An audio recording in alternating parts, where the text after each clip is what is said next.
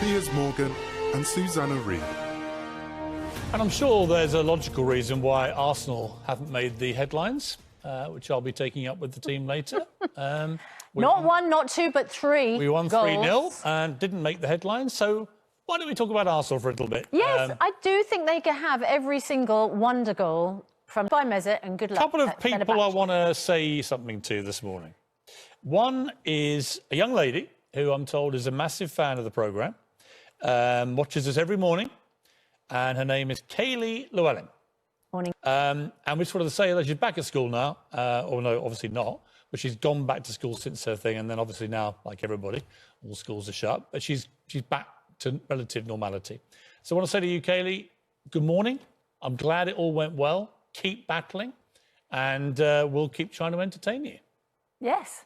Absolutely right. Can I just double check? Was that a picture of Kaylee we just showed? That's not Kaylee. Because I was going to say, when you said she was back at school, that definitely looks like someone at a work function. Incredibly awkward. I'm terribly sorry to both Kaylee Llewellyns, because you've obviously got different life experiences, and we have confused. Can we find the real one? Air. The real one is a schoolgirl.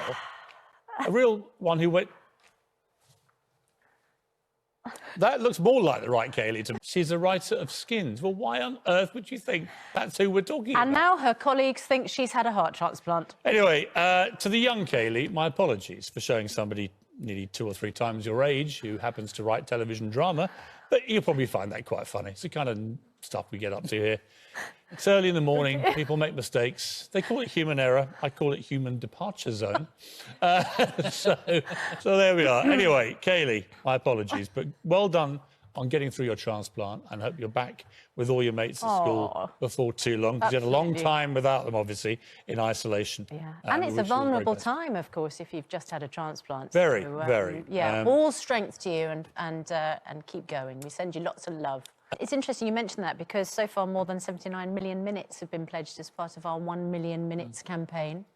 There is still time, by the way, for you to sign up. Go to itv.com/1 million minutes, where you'll find volunteering opportunities. Powerful stuff. It's an incredible piece of film. And I do just want to say to people, you know, this will pass. Things are going to get better. And there's a line in that film, just hold on. That's what we've got to do, just hold on, because, you know, there is a light now at the end of the tunnel. The lockdown will come to an end.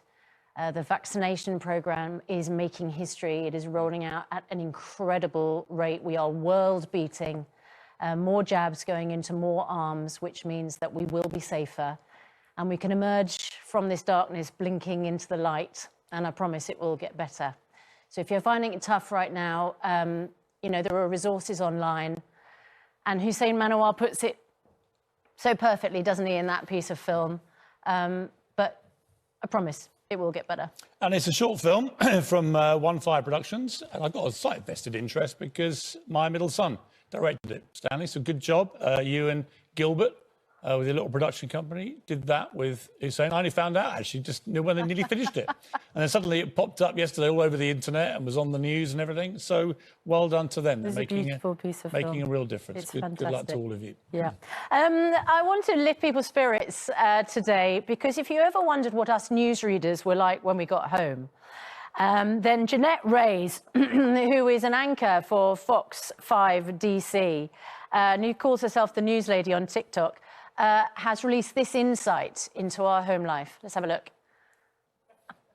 I absolutely love it when her husband says, all right, we get it. I bet you're like that at home, aren't you? Yeah, with the kids. I can imagine.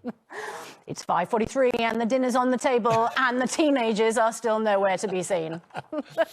Tenzing Norgay is a legend. He was a Nepalese climber who made history by conquering Mount Everest with, of course, Sir Edmund Hillary. But he died never fulfilling his own other dream, which was to reach the summit of K2, the second highest mountain after Everest. Now, fellow Sherpas, climbers from Nepal, have followed in his footsteps and become the first to conquer the world's second highest mountain in winter.